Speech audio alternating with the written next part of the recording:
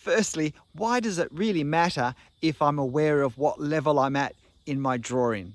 Really, as long as I'm having fun, isn't that the main thing? Well, having fun is always a great thing, but it does depend why I'm drawing. If I'm drawing as a fun, creative activity, and it's really that process, not the outcome, that I'm concerned about, then it probably doesn't matter at all. Keep having fun. But if even part of the reason I'm drawing is because I want to reach a higher level, I want to improve, I want to become, in fact, proficient to some degree in drawing generally, then having an understanding of where I'm at can be extremely helpful. And not having any idea really of where I'm at can have some quite significant consequences. For the sake of this video, I've thought of 3 levels in our drawing journey. The first is the beginner level. The second I think of as the progressing level, because quite frankly, I can't stand the word intermediate. It sounds neither here nor there. And thirdly, drawing at a more advanced level. We progress by degrees from one level to another, often without even being particularly aware of it, but it may be that some aspects of our drawing become quite advanced, whereas in other aspects we're really more at the beginner level. And I think it's even more important if we're on a self-taught artist journey, because there are so many choices that we have to make in terms of the materials we use. And the 2 questions I need to be able to answer, I think, before I can choose material, how to draw videos I'm talking about really, well, is where do I want to end up? What sort of drawing am I wanting to be able to do at the end of this process? And then secondly, where am I up to right now? So within all the material that's relevant to that end place I want to be, which parts of those elements, which videos about those elements are relevant to me right now? It's not helpful to expect ourselves to be able to do an advanced level prematurely. It can mean that we don't have the foundational level of skills and of thinking to have any chance of doing well, and that means we're not going to see improvement. Or it can mean that we repeat the same errors over and over again, that we start to think that this is how the right thing looks. And of course, if I can't see improvement, it's easy to get discouraged. And I think sadly, choosing videos, choosing resources that aren't appropriate for where we're at, actually can waste a lot of time. We may still find them interesting, even inspiring, but they're not actually progressing our drawing journey, our drawing improvement. Bouncing back and forth does not help us develop a confidence and a consistency in what we're doing. So let's start with the beginner level of drawing. What are some of the characteristics that beginners at drawing might have? Well, firstly, observation is going to be a real focus. And probably at beginner stage, we haven't yet learned how important observation is beyond what I think currently it's going to be. It will probably, for most of us, take some time before I realize that I'm just not seeing the things I need to see to draw the way I want to draw. Because it takes time learning what I need to observe in the range of subjects that I draw. And it is a bit of trial and error. When I realize I haven't drawn something accurately, going back to check my observation is a clear way of teaching me how I need to observe the first time. At the beginner stage, there's a lot of focus on proportion, on scale, on getting things looking the same in our drawing as in our reference. So if it's a tall, thin building, my building looks tall and thin and not a bit wide. And keep the scale consistent across the whole drawing, across the whole scene. These are things that beginners certainly need to grapple with. At beginner stage, learning not to use a pencil is a big deal. It's like taking the training wheels off our bike. Very often in the beginner stage, our focus is not so much on what we draw correctly, but focused on trying not to make mistakes. Not the most helpful focus, but an understandable one at the beginner stage, and one of the indicators that we're still in the beginner stage. We're also very aware of subjects that we like to draw and don't like to draw, or subjects that we feel we can't draw. Now, if we've moved perhaps past the beginner stage into what I'm thinking of as the progressing stage, then we're going to have learned far more the importance of observation and exactly what we need to observe to capture the information we need to draw the way we want to draw. And we're going to start to focus on the overall scene that we're drawing rather than going bit by bit around our reference photo. And we're also going to be thinking, therefore, of the overall effect of our finished drawing in our mind before we've drawn it, and what marks will create that overall effect. And therefore, as we progress those sections of the drawing, we're able to adapt our marks for the effect we want at the end, not necessarily what looks good right now. In the beginner stage, it's more common to be over finishing, if you like, each part of the drawing as we move around it. So in the progressing stage, we're focusing on an overall effect for the scene. And once we start doing that, we start to get a sense of what we need to have in our drawing toolbox, the sorts of marks we need for the effects that we want to create. And rather than having subjects that we do draw and that we don't draw, we've probably switched our way of thinking to there are subjects that we find easy to draw and subjects that we find hard to draw. But we still, at least some of the time, give the hard drawings a go. At advanced level, the challenges we face are in some ways similar, but at a more advanced level. We find that we're pushing into really quite difficult subjects, particularly to capture with a line, with an ink line. Seascapes, mountain ranges, clouds, water reflections, reflections on glass, quite complex buildings, scenes that have a very great depths of plane going back into them, the overall effect of which is a very important part of the finished drawing.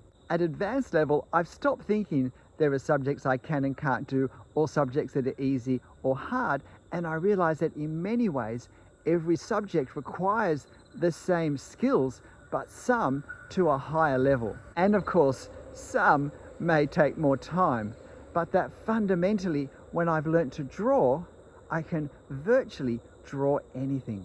Although, of course, experience in particular subjects does count as well. What about technical skills that a beginner may be facing, may be focused on, may be struggling with? Firstly, having confidence drawing in ink, leaving indelible lines on our paper, rather than pencil marks that we could always erase, can still be a big deal. It can create a nervousness. We're not yet comfortable with the permanence of what we're drawing with. The considerable pressure all through the beginner stage of drawing. I may need to focus on a certain number of technical skills, such as learning to draw straight lines freehand. I probably hold the pen the same way all the time without a great deal of thought as to why I'm holding it or the effect on my drawing from the way I'm holding it. Depending on the subjects I'm drawing, I may have a basic understanding of perspective, but I'm possibly more aware of what doesn't seem to work or doesn't seem to look right than I am on actually what does seem to be understood and look okay in my drawings. When I observe and when I draw, because I'm probably moving around my scene bit by bit, there's a focus on shapes and on outline in those shapes, which is quite probably a flashback to earlier, younger child days of looking at and copying cartoons. And when I draw from a photo or from life, I'm probably tempted to try and draw too much detail, which means I always get into a tangle and I come to see detail as a problem, as this mountain. Similarly with hatching and cross-hatching. At the beginner stage, hatching can seem a very difficult technique to use because it doesn't seem black and white what to do when. Because in fact, I need to learn by experimenting. This can be difficult at the beginner stage because somehow I can have an idea that at the end of my drawing session, I need to have an artwork. And that can make me afraid of making a mistake, of trying new things, of experimenting. And ironically, the better I become at drawing, the less I'm thinking about, concerned about an artwork at the end. My mind is all preoccupied when I'm further along, creating the effect in my mind that's inspiring me to draw this scene.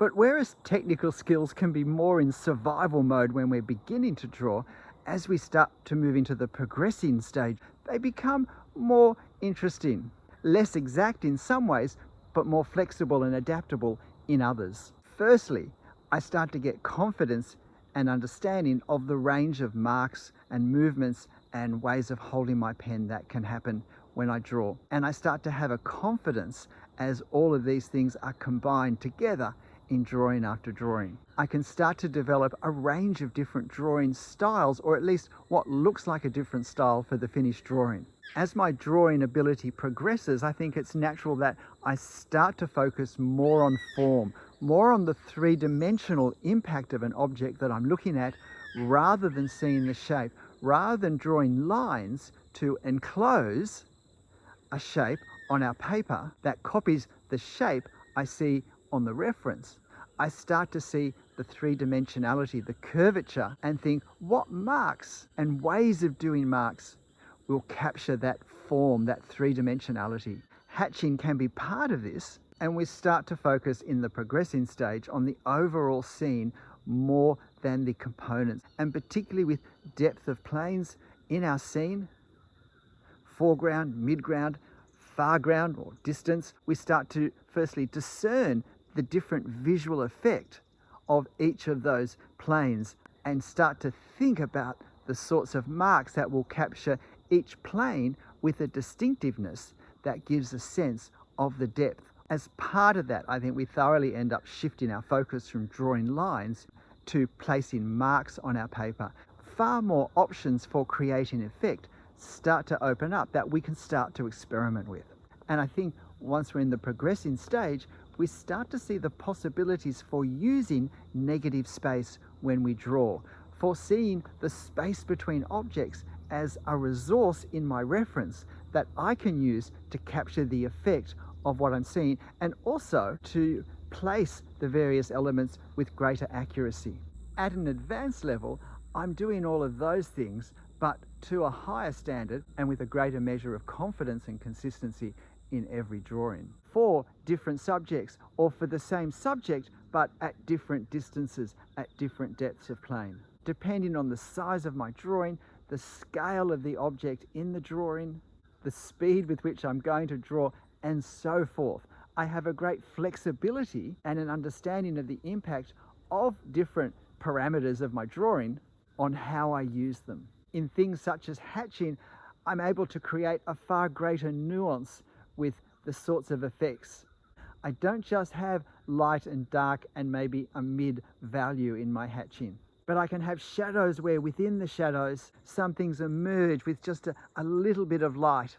Or equally, I can create strong, brilliant sunlight effects in my scenes by utilizing my marks in a different way. Or I can create interior lighting effects, or low light, evening light scenes, or for that matter, outside nighttime scenes.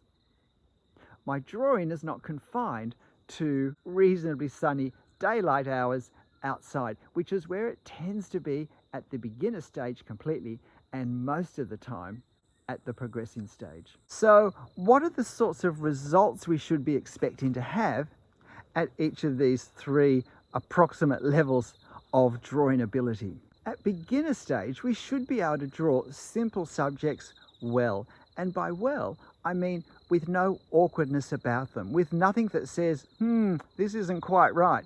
Because it's important that I choose subjects at the beginner stage that I actually can draw well. I'm not saying that they're going to be necessarily completely perfect at beginner stage. There may be some weaker elements, is perhaps the best way to put it.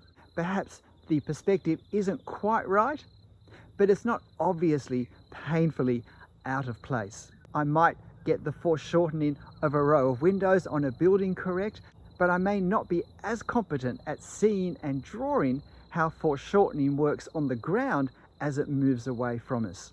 Rather than creating the effect of foliage, I may still fall back at times, or in parts of the foliage where I'm really drawing a pattern for the leaves. Certainly at beginner stage, all my drawings will look the same in terms of the line work, because my focus is still on all the skills to get the drawing looking fundamentally right, rather than starting to create the sorts of effects that mark the higher levels. And at beginner stage, my aim is usually to try and copy my photo as exactly, as precisely as possible. So that's going to show itself in what I do, because probably I will also capture the weaknesses of a photo as well as the strengths of the photo. And while every line in every drawing, regardless of how fast or gesturally it's drawn, should be drawn with intent and control, at beginner stage, we possibly slip, at least at times, into what honestly can be described as scribble, as just back and forth, quick scribble, which usually visually indicates its lesser control over than the rest of our line work, and therefore stands out unhelpfully. So what sort of results should we be seeing if we're at the progressing level? Well, I'm still going to be choosing scenes and drawing scenes that I can get some level of accomplishment at. But my scenes are going to start to have greater complexity, not just in subject, but in the effect that I need to create to get a good drawing. And this may be increasingly different to exactly what's in the photo. There may well still be some weak elements in any given drawing. Again, the perspective may not quite be perfect. The line work may not adjust to depth quite as effectively as it could, but there's at least the beginnings of drawing effects and of capturing something that's in the scene but not necessarily in the photo. But generally, my subjects are still daytime, outside, and with an object focus, a very clear focus point that's created by the object rather than by the way we have drawn. In the progressing level, we're able to identify the weaknesses in the photograph and to avoid them. But I think we're starting also to become aware at this stage that our drawings aren't just an invitation to look at an object in them, but to embark on a journey through and around whatever we've drawn, or to start to make creative choices that deliberately draw the viewer in. We're thinking of engaging the viewer rather than just giving them an object to look at. And what about at an advanced level of drawing? What sort of results are we seeing? Firstly, in our drawings, there's nothing to cause uncertainty when we look at it. Our perspective is correct. Whether it's on the side of a building, or whether it's on the ground, or in a row of trees, or in the people of a crowd, there's nothing visually that we see that looks unreal. And our line work in itself, at least initially, doesn't draw attention to itself. It's busy creating an effect, and it's the effect that we see when we look at the finished drawing. In some ways, we're far more aware of the theatrics of our finished drawing at the advanced stage, because by this stage, I've got the experience and the drawing tools to create them. And in my drawings, every part of any one drawing looks like it belongs. I've got a coherence in my marks and a consistency with the way I use them and for the purpose that I'm using them for, regardless of where in my scene they are. And I'm certainly aware at an advanced stage that my reference is simply my starting point, my springboard. I have a bigger picture in my mind, a bigger question that I'm asking when I look at my reference, and a more sophisticated aim in what I'm trying to draw. So where do you think you're at? Beginner stage, the progressing stage, or a more advanced stage? And look, don't make the mistake of thinking that advanced means that you've reached the end. However, there is a level of skill and experience by advanced level that really opens up the possibilities of what we can draw. And as I said at the start, the importance of perhaps having some at least generalized understanding of what level we're at is that we can choose our drawing material more precisely. G'day, I'm Stephen Travis. Look, I hope you found this interesting. I'd love to hear in the comments if you think this has been a helpful area to reflect on. But look, whatever level you're at, and whether you want to think about whatever level you're at or don't care, whatever you're drawing, however it's looking, make sure you have fun. I'll see you next time. Bye.